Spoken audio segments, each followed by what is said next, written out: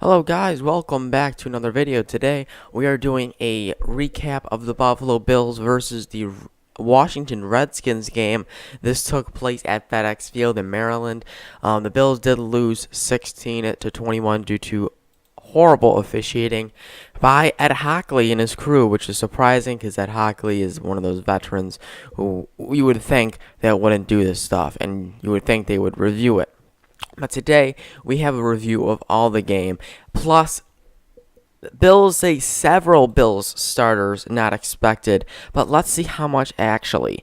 1, 2, 3, 4, 5, 6, 7, 8, 9, 10, 11, 12, 13, 14, 15, 16, 17 Bills starters, including Cardell Jones, Colby Listenby, Corey Graham, Nickel, Roby Coleman, Aaron Williams, Stephon Gilmore, LeSean McCoy, Ronald Darby, Mike Gillislee, Preston Brown, Jerry Hughes, Cody Glenn, Charles Clay, Marquise Goodwin, Shaq Lawson, Kyle Williams, and Marcel Darius are all the ones who did not play last night. With most of the Bills starters on defense not participating and only a couple of series work for the Bills starting offense, Washington took advantage Friday night at FedEx Field. Kirk Cousins led 3 straight scoring drives in the second quarter to an early 6-0 lead. Buffalo lead into a 21-6 advantage with a touchdown pass to Ryan Grant, Jordan Reed, and Pierre Garçon.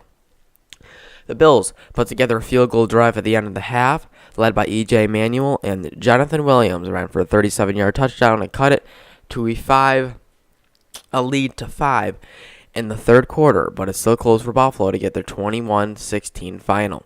Buffalo did stage a last-ditch drive with under 2 minutes, but E.J. Manuel's fourth down pass went in the end zone and was picked off as time expired. Despite many sit-ins of the starters, the Bills did not escape without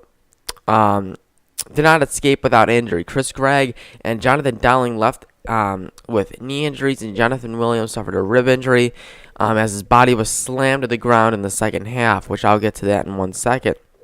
This is how it went down.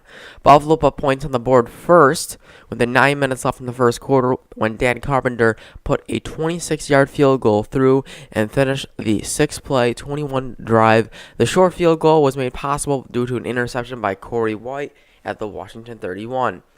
The Bills added another field goal when Dan Carpenter was a true 52-yard out from a 6-0 lead into the second quarter. With 8 minutes left in the half, Washington got their starters back into the game, scored a 38-yard catch by Ryan Grant against Buffalo's second string to a 7-6 Washington lead, and Washington in the lead. Washington then scored again on the next possession. Pretty much came down to Kirk Cousins found tight end Jordan Reed in the end zone for a 2 minutes left in the half. That was 14-6. A third straight scoring drive for Washington came with a fumble by Nick O'Leary. Kirk Cousins found Pierre Garçon, who made a great toe drag for both feet down for a 9-yard touchdown catch, 21-6 with 36 seconds left in the half. E.J. Manuel orchestrated a last scoring drive in the first half, thanks largely to an 18-yard scramble and 18-yard completion to Boom Herron, and stopped a 52-yard field goal by Carpenter with 2 seconds left in the half to pull Buffalo to, within 12, 21-9. Jonathan Williams bursted out to the middle into a personnel hold with a couple of potential tacklers to each of the red zone, a 37-yard touchdown run not to close the gap 5 to 5, 21-16 with 11 minutes left in the third quarter. Some subplots here. Head coach Rex Ryan chose to split a good number of starters in the game. Satisfied with the team's play on both sides of the ball in the first 2 preseason games, he decided to prioritize team's health over exposure in the preseason contest. Corey White made it difficult in the first quarter. He deflected a pass intended for Rashard Ross, and the ball popped up in the air. Even though White fell to the ground on the play, the ball fell to him for the interception. Lorenzo Alexander was very effective with 2 pass rushers against Washington's right tackle Morgan Moses in the first half. He had a couple quarterback pressures, a sack which was flagged for being a low hit, and drew legal hands to the face penalty. Chris Gregg was pinwheeled at a short reception and suffered a knee injury. He did not return to the game. A 38-yard catch and run by Washington's Ryan Grant ended Buffalo's streak out with 83 minutes and 7 seconds. Manny Lawson and David Hathorn set up a sack for Kirk Cousins in the second quarter.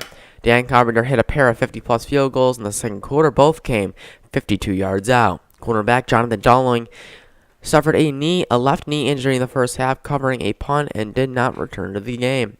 E.J. Manuel played the rest of the game after Tyrod Taylor left midway through the first quarter.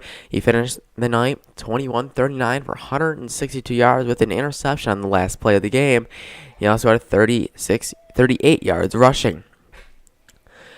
Buffalo's shutout streak on defense ended with a 83-minute and 7-second when Ryan Grant scored a 38-yard touchdown for Washington in the second quarter.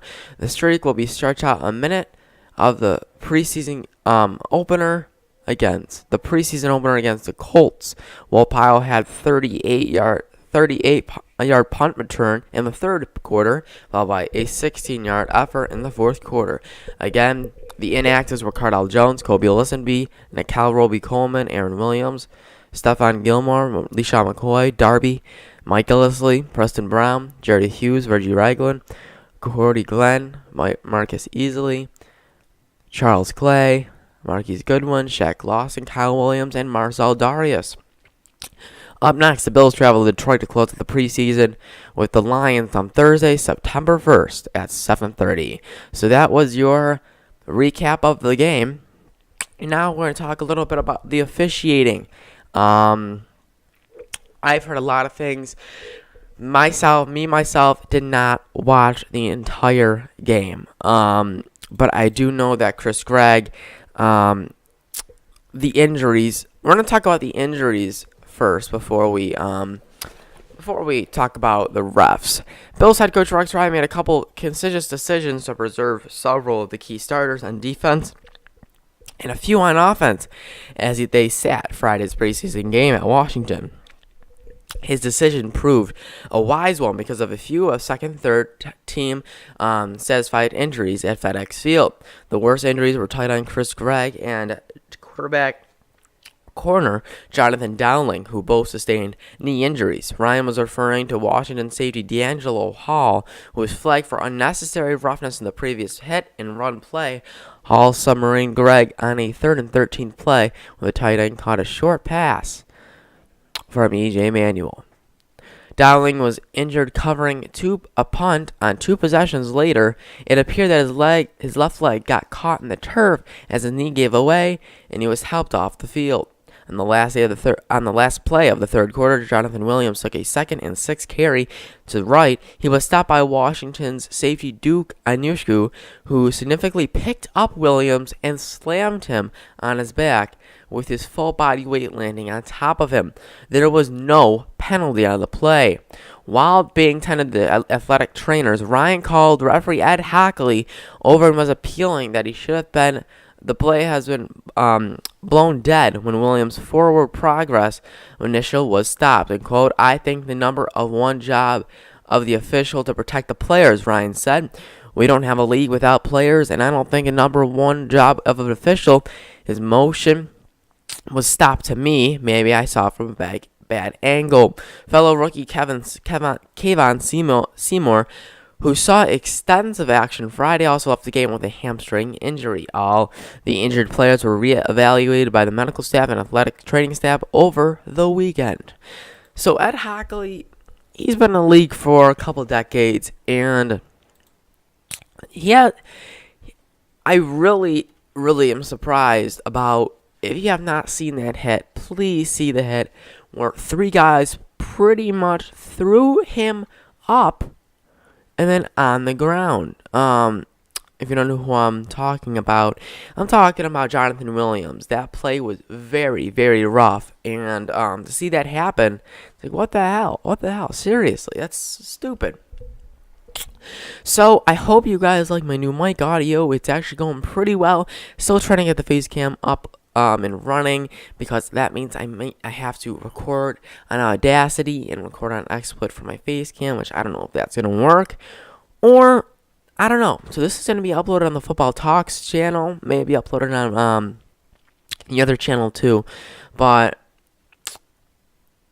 that is my recap of the Buffalo Bills game. Again, we will have another episode tomorrow of coming up. The NFL, we'll take a look at the NFL's schedule for next week, and we will talk about pretty much a lot of things.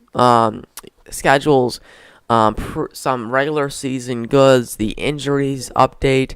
We'll all get back to that in just a little bit. That'll be tomorrow. So thank you guys for watching this episode, and we'll see you guys later.